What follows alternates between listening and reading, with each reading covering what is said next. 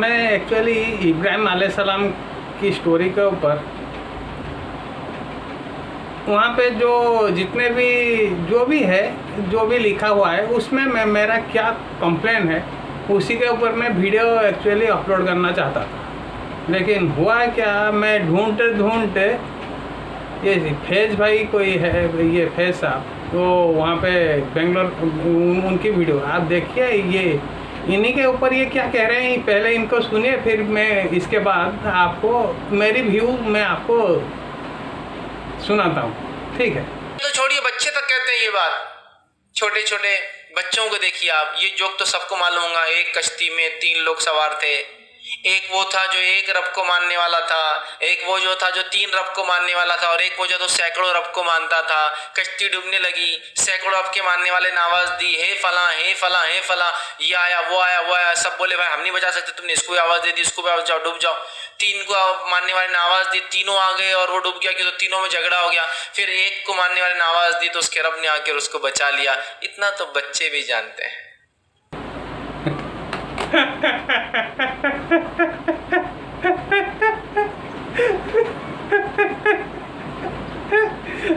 इतना तो बच्चे भी जानते हैं कि कितना भी पढ़ा लिखा मुसलमान हो जाए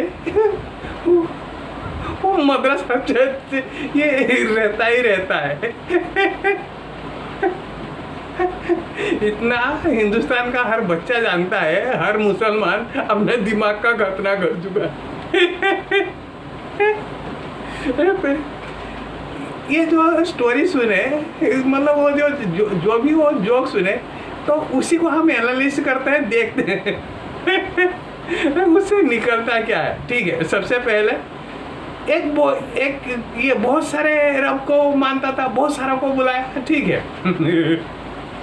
तो बहुत सारे आके पहुंच गए। मतलब यहाँ पे एक चीज़ क्लियर है, बहुत सारे रब को अगर बुलाओगे तो बहुत सारे रब आके पहुँचेंगे, ठीक है। ये तो क्लियर है, ठीक है। अगर मान लो बहुत सारे को आ गए, बहुत सारे आके पहुँच गए, बच्चा डूब रहा था, लेकिन ये एक दूसरे को ताकते रहे, उसको भी बुला, मुझको भी बुला, उसको भी बुला, इसलिए हम किसी को कोई नहीं बचाते। ये मुसलमान ऐसे कर सकता है, ठीक है। ये मुसलमान ऐसा कर सकता है। मान लो आपके बच्चे डूब रहा है, बच्चे ने आवाज़ दी, मामा को आवाज़ दे दिया, बाप को आवाज़ दे दिया, चाचा को आवाज़ दे दिया, ताया को आवाज़ दे दिया, डूबता हुआ। वो सब एक दूसरे का ये जाएंगे, देख रहे होंगे बच्चे को, ताया काका बाप को बुला, मेरे को भी बुला, तो बाप जाए, मैं क्यों ना। मामा क्या कहेंगे, मामा कहेगा तो ताया पापा भी आके पहुँचे, मेरे को भी बुलाता है, मैं नहीं जाता बचाने के लिए। ताया मामा ये जिसको बुलाओ वो लोग बचाए।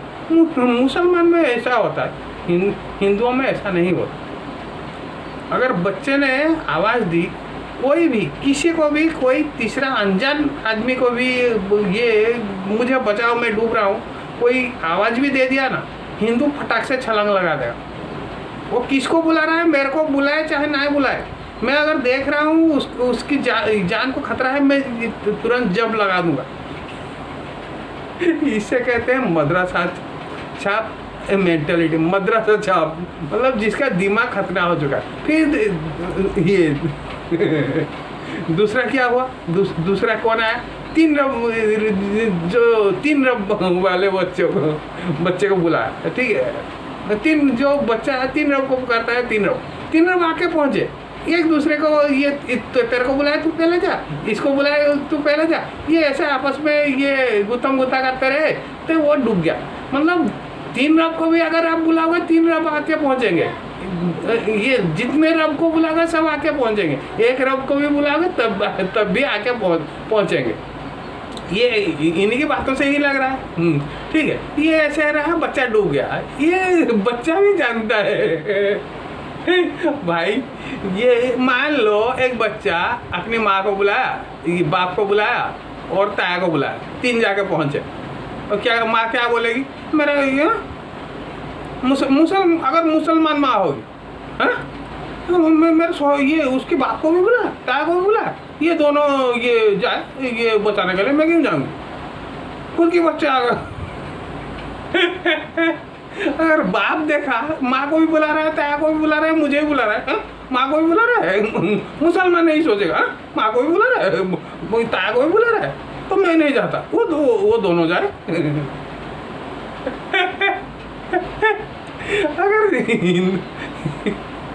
अगर ताया आके पहुंच गया, ताया देखा बाप को भी बुला रहा है, मुसलमान नहीं सोचेगा, क्योंकि उन लोगों का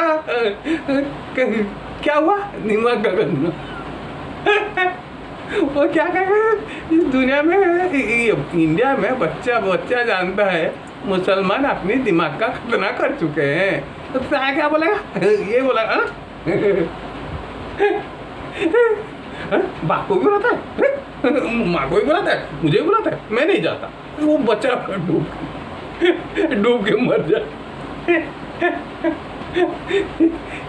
हिंदुओं में लेकिन अगर तीनों को भी बुलाए ना, सबसे पहले और कोई बचाए ना बचाए, माँ जरूर छलांग लगा देगी, वो चाहे वो उसको तैरना आता हो चाहे ना हो, सबसे पहले माँ छलांग लगा देगी। ठीक है, इस दुनिया में रहना होगा, असलियत में आपको ये बताता हूँ, इस दुनिया में रहना होगा तो गधों को भी कभी कभार बाप बनाना पड़ेगा। जी, इस दुनिया में रहना होगा, गधों को भी बाप बनाना पड़ेगा।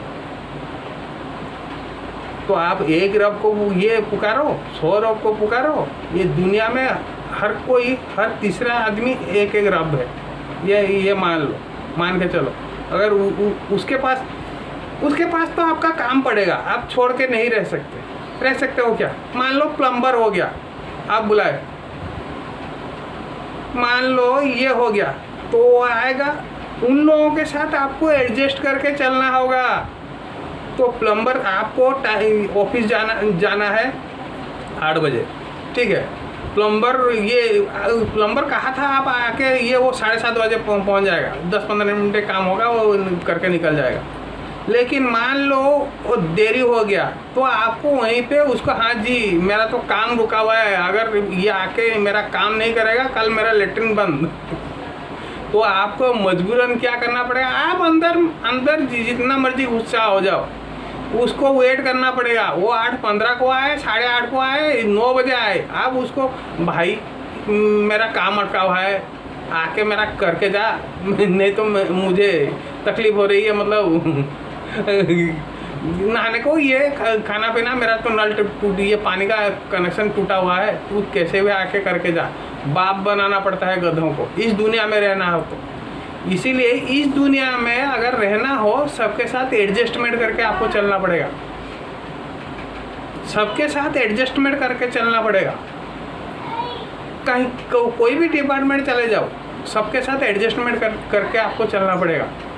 ये हजारों को रब बनाना पड़ेगा, मतलब वो आपको मालूम पड़ेगा वो लोग एक्सप्लोर कर रहे हैं, लेकिन फिर भी हाँ जी, ये आप तो मजबूर हो, आपके पास, आप तो खुद नहीं नल, ये हर काम आप खुद कर सकते हो क्या, नहीं कर सकते।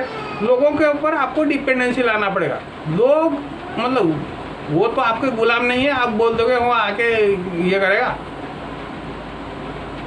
आप क्या, ये आपके पास कोई गुलाम है, हाँ गुलाम भी अगर करे, ये गुलाम भी रहेगा ना, वो एक पर्टिकुलर ये चीज हद तक वो कर पाएगा जी, कितना भी वफादार गुलाम हो, उसकी बॉडी की भी एक लिमिट होती है, ठीक है, वो उतना हद तक ही कर पाएगा, उससे ज़्यादा नहीं कर पाएगा, ठीक है। इसीलिए इस दुनिया में रहना होगा, सबसे कमतर दर्जे के इंसान हो या सबसे जो ऊपर बैठे हैं, सबसे अव्वल दर्जे के इंसान हो, सबके साथ आपको मिलजुल के रहना है, ठीक है। इतना तो सिर्फ अक्लमंद दानिश्वर नहीं, इतना तो बच्चे भी जानते हैं कि एक अल्लाह की गुलामी ज़्यादा अपने को अच्छी है, इसलिए कि फिर उसी को आवाज़ देना है, वही हाजत रवा, वही मुश्किल कुशा है, सिंगल। तो इसकी गवाही बहुत तफसील में देने की ज़रूरत नहीं, अल्लाह ने अपनी किताब में दी, अंबिया ने तो दी, लेकिन हमारी अक्लें भी गवाही देती है कि एक की गुलाम बन जाओ ज़्यादा अच्छा है, सैकड़ों की और सैकड़ों दर पर जाने से अच्छा है। और वो जो अल्लाह के अलावा होते हैं ना, वो सिर्फ आपसे मांगते हैं, रब की खुसूसियत है, वो सिर्फ देता है। और ये बहुत बड़ी पहचान है, याद रखिए। जब कोई कहे कि ये रब है, ये माबूद है, तो देख ले वो लेता है या देता है। लेता है तो रब नहीं हो सकता, देता है तो रब है, और सब लेने वाले हैं यहाँ, किसी को लड्डू चाहिए, किसी को शेरनी चाहिए, किसी को खाजे चाहिए, किसी को बताशे चाहिए, किसी को जो है सोने और चांदी के सिक्के चाहिए, किसी को 151 या 51 रुपये चाहिए, किसी को फलां चाहिए, किसी को खून चाहिए, किसी को ये चाहिए, किसी को जान चाहिए, किसी को दूध चाहिए और किसी को क्या चाहिए, सब कुछ चाहिए। जब चाहिए आ गया तो समझ लीजिए वो राज़िक़ देने वाले नहीं है, और जब आ गया देने वाला है तो समझ जाइए वो अल्लाह है। इसलिए कि माबूद की पैदा करने वाले की पहली खुसूसियत है वो देता है, लोगों से लेता नहीं कुछ। समझ रहे आप?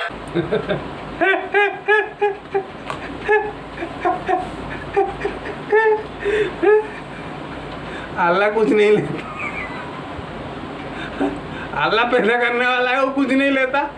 दिन में 5 बार गांड उठा के भोगने के लिए क्यों कहता है?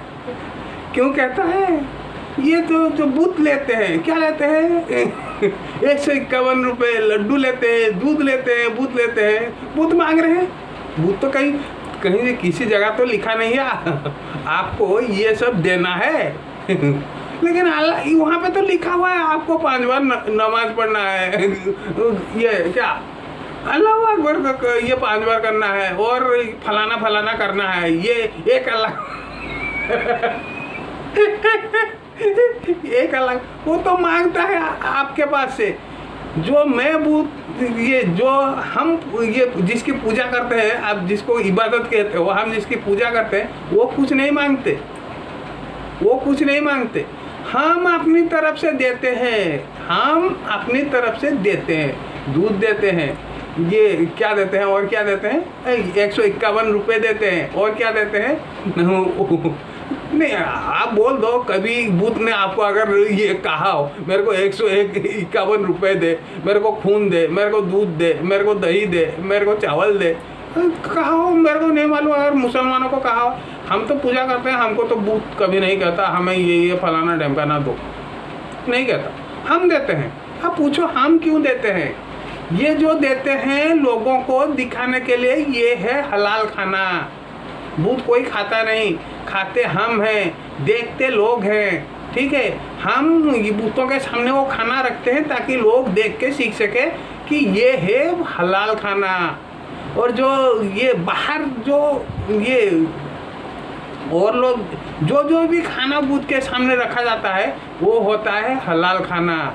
लेकिन वहाँ पे आपको चिकन नहीं मिलेगा, मटन नहीं मिलेगा। किसी मंदिर में देखा हो चिकन बांट रहे हैं, मटन बांट रहे हैं, देखे हो? लोग खाते हैं, वो हराम, वो है हराम खाना। बूथ के सामने जो रहता है वो है हलाल खाना। बूथ इसीलिए है ताकि उससे लोग देख के अपनी ज़िंदगी में अमल में लाए क्या है हलाल, क्या है हराम, ठीक है।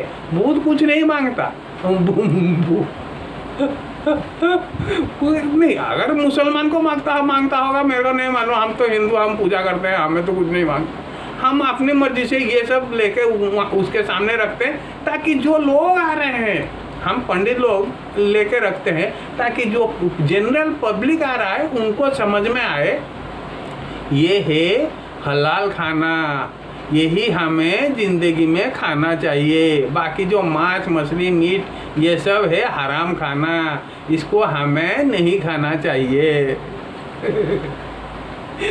आप लोग तो पढ़ोगे मदरसा में, दिमाग का खतना करके रखोगे, तो ये सब बातें आपको कहाँ से समझ में आएगा? कितना भी कोशिश कर लो आप समझ पाओगे? नहीं समझ पाओगे। इसीलिए मैं कहता हूँ एक काम करो, आप 1 लाख मुसलमान बुलाओ, एक साइड में 1 लाख मुसलमान बुलाओ, मैं जाता हूँ उनके सामने, मैं आपको हम क्या कर रहे हैं, क्या नहीं कर रहे हैं, क्यों कर रहे हैं, कब कर रहे हैं, कब नहीं कर रहे हैं, ये इसका पूरा डिस्क्रिप्शन ये आपको पूरा डिटेल में समझा दूंगा, ठीक है। और बाकी रहा हज़रत इब्राहिम, जहाँ मैंने ये वीडियो में एक्चुअली हज़रत इब्राहिम अलैहिस्सलाम के ऊपर वीडियो, मेरा जो कंप्लेन है वो रखने की कोशिश कर रहा था, इसलिए ये वीडियो में मेरे को वहीं से मिल गया। ये जो भी जिस वीडियो से भी मैं ये ले रहा हूँ उसका ये स्क्रीन के ऊपर आपका आएगा। ये जो पहले से लास्ट तक जो है हजरत इब्राहिम का आप फॉलो मत करो। अगर फॉलो करोगे, जहाँ जहाँ भी फॉलो करोगे वहाँ वहाँ आपको तकलीफ होएगी। हजरत इब्राहिम बुत तोड़े थे, आप जाके मंदिर में बुत तोड़ के देखो क्या होता है फिर। तो हजरत, आप ये कह रहा है हजरत इब्राहिम को हमें अपनी ज़िंदगी में आइडल बना कर पेश करना चाहिए, ठीक है। हजरत इब्राहिम जाके बुत तोड़े थे, आप मंदिर में जाके बुत तोड़ के देखो फिर क्या होता है। एक तो पुलिस केस होगा, अगर ये हिंदू पकड़ लिए तो इतना कूटेंगे, तो आप देख रहे हो कैसे कूट रहे हैं, ठीक है। और अगर ये आइडियोलॉजी के ऊपर हिंदू कभी किसी के ऊपर जाके, ये अपनी तरफ से हिंदू कभी किसी के ऊपर जाके अभी ये मतलब वो उसको लेक्चर नहीं देगा, तू फलाना कर, तू डमकाना कर, ये देंगे कौन? ये जो अब्राहम रिलीजन वाले ये आके अपनी तरफ से ये उंगली करना चालू करेंगे, टांग घुसाना चालू करेंगे। ये आप क्यों नहीं करते, वो आप क्यों नहीं करते? भाई तेरे से मैं पूछ के करूँगा, मैं क्या कर रहा हूँ? तू है कौन? तू है कौन? तेरे से मैं पूछ के करूँगा तू है कौन? तो ये जो लिटरेचर आप बच्चों को पढ़ा रहे हो ना, ये डेंजरस लिटरेचर है, डेंजरस फॉर सिविलाइज्ड लिविंग। तो ये तो मैं तो उतना बड़ा आदमी हूँ नहीं, अगर मेरे पास उतना होता तो मैं खाली यहाँ पे बैठ के बोल सकता हूँ, मेरा क्या डाउट है। अगर मेरे पास उतना कैपेसिटी होता मैं इसको ये कोर्ट तक लेके चला जाता, ज़रूर लेके जाता। अगर किसी दिन आएगा तो मैं ये खाली कोर्ट के, मैं ये पूरे वर्ल्ड में जितने भी आप जज है उन लोगों को बुला लेके इन लोगों को पढ़ा, देखो हम अपने बच्चों को ये पढ़ा रहे हैं। ये बुत किसके बुत आप तोड़ोगे? हिंदुओं के तोड़ोगे ना, वो हिंदू आपको छोड़ देंगे? बुत तोड़ोगे वो छोड़ देंगे?